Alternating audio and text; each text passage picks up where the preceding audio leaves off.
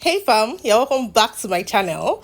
All right, so today I'm going to share with you something that I have taught a lot of students, and I haven't created a video for it, but I was just thinking to myself, okay, the exam is in few days. How can I help my students beyond the pricing analysis? And I thought about it and I said, okay, yes, I know of a winning strategy, and I can't keep this to myself. I have to share it. So that's what inspired me to create this video, and I hope it actually helps the way I'm really hoping it does. All right, so let's start. So a lot of students actually fail case study, not because they don't know what to do or how to write reports, but because they spend so much time calculating, and before they know, they're like 1 hour, the examiner is probably saying, well, you just have 1 hour left, and they have not prepared any reports. The whole tension, pressure, everything just becomes like times two. So what I'm just going to tell you today is that you don't have to calculate 1 plus 1 to get some scores in some sections. Yes. So the first section is your cover page. Without calculating anything, you know your two. You would know your report on. You will know you're prepared by. You know your dates. And if you need a disclaimer, if it's an external report, then you would know, because all this information you don't need any calculation for it. You understand? So the next thing is the first few paragraphs of your executive summary. That's your ROAMS. That's the summary of your requirements, objective, assumptions, methodology, skepticism. If you're wondering, why is she not explaining each of these things? I already have a lot of videos on my channel for that. So this video is just sort of like, okay, now you have learned everything. You are about to enter into the exam hall. What is the strategy I can use to win? So that's what this video is about. So if you want to know, like, have like understanding of each of these things, the details, all of that, you can just check my channel for the full video.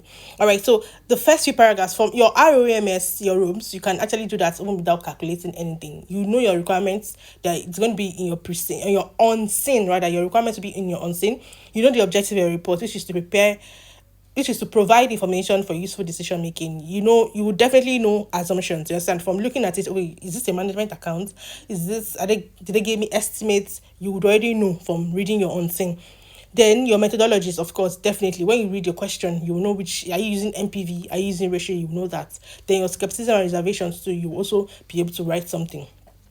Then don't forget, ROMS is not the only aspect of executive summary. You know, that's just the first few paragraphs. After that, you still summarize the body of your report, then include conclusions and recommendations. Many people forget conclusions and recommendations. Please don't forget.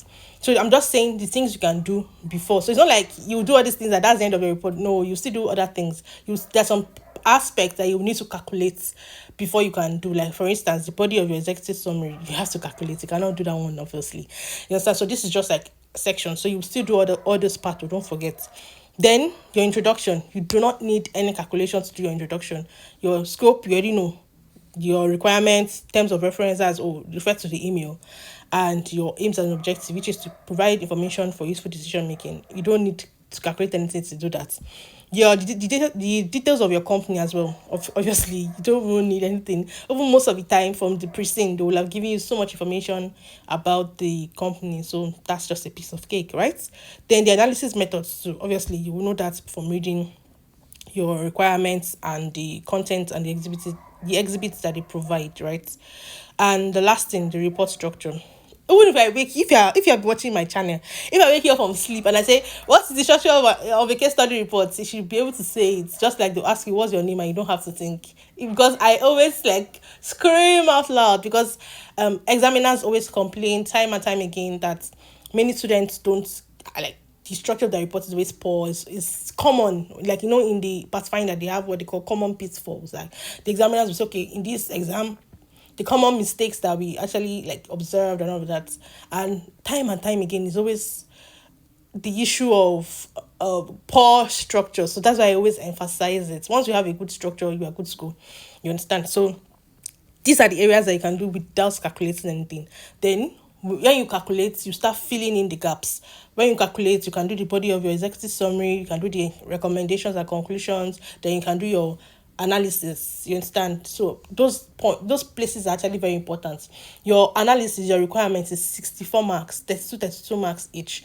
The appendix is 8 marks. You understand? So that's about 72 marks or thereabouts. So the remaining section and the remaining parts, that's like 30 something marks or 20 something marks. So by doing this, you have gotten like 20 marks or thereabout already. The executive summary on its own is 20 marks, you understand? So by doing this, you have gotten at least not less than 10, 15, or 20 marks. So this is a winning strategy so that you will not sit down with appendix and then you are losing marks in other places. You understand? So you have to be smart. Passing an exam is not about how intelligent you are, but how will I call it now? How smartly you can work. I don't know if that makes sense. You understand? So you have to be smart. You have to manage your time well. You have to. The examiner is not going to come and mark your brain. No, he's going to mark what he sees on your scripts or your answer booklet, right? So you have to be smart. And your appendix, don't spend too much time there. You don't need 500 ratios. Nobody's the exam is not a test of how many ratios you know. The exam is a test of how you can assess the company and provide a report that is possible or is valid and or like or is meaningful for decision making. You understand? So each category, even if you check past questions, you see 2, 3, 4 ratios. At 3, 4 is even more because most times they'll give you more than 2 financial statements. So you do for each year 3 per categories. You're fine and you're good to go. So you have to be fast, work smartly. There's another aspect I want to show you that students actually don't take note of, and it's very important. Sufficient appropriate headings. Like when you're writing, appropriate, not that you putting heading anywhere. No, like headings are appropriate. For instance, before you start your executive summary, have a heading, executive summary. Before you start your introduction, have a heading, introduction. And in between your reports, if you realize that okay, headings will be appropriate, so you can use it. For instance, if they say do profitability, liquidity, and long-term solvency ratio, you can have it before you write everything on profitability. Gross margin this, that's margin that. You can have a heading, profitability, write everything, liquidity, write everything. So just make your work neat, make it organized, make it easy for your examiner to give you a good score.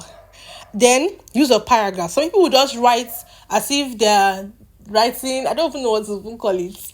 Have paragraphs, use paragraphs, use appropriate sentences, punctuations, put full stop where necessary, put comma where necessary, then be legible. Some people will just say, hey, 4 hours should be just to put everything down. No, it's not just to put everything down. Put it down that they can read. Because if it's that you're writing, there's some handwritings that it will take this person once you cannot even do it. Don't write like doctor's prescription. Like many doctors, when they will just write the prescription, it's very, very like so don't write like that. Like as much as yes, you have to be fast, you have to ensure that you don't waste time.